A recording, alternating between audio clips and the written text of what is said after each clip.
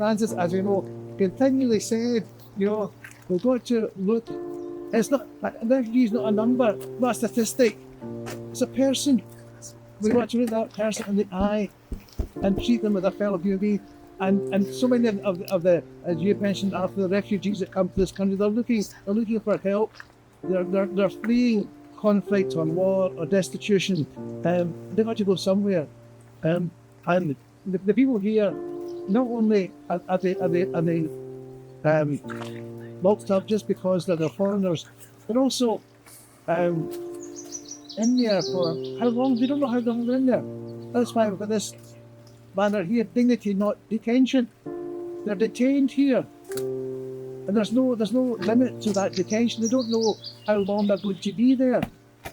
And that, again, is not treating people with dignity. I mean, that's not how, anyone that's convicted of a crime and goes to prison knows how long they're going to be in that prison. And the only reason why they're treated differently because they're foreigners. It won't happen to the British system. But it'll happen to somebody who happens to be a refugee, someone that happens to be an immigrant, happens to be a foreigner. We've got to recognise, that's what we're doing today, we're recognising our fellow human beings on the other side of that fence, and come to acknowledge their dignity and their human worth and their value.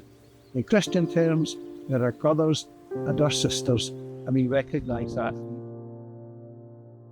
Well, it was a great privilege for me when Bishop Toll asked me to be the chaplain to Justice and Peace Motherwell and the relaunch.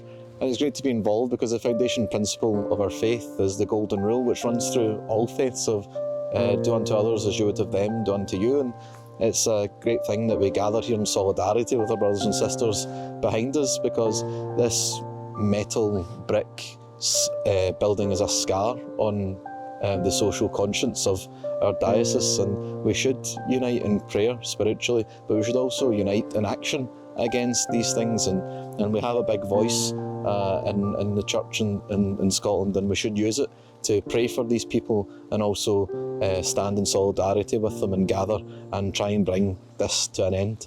It's unjust, and it's blatantly unjust, and we should do something about it if we can, and we can. So it's a great privilege to be here and a great responsibility as well.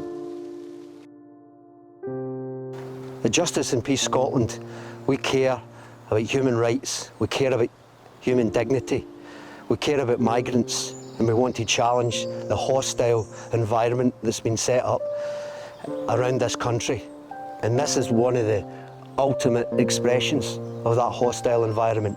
So we're here as a solidarity gathering with the people who are detained in there, detained without limit of time.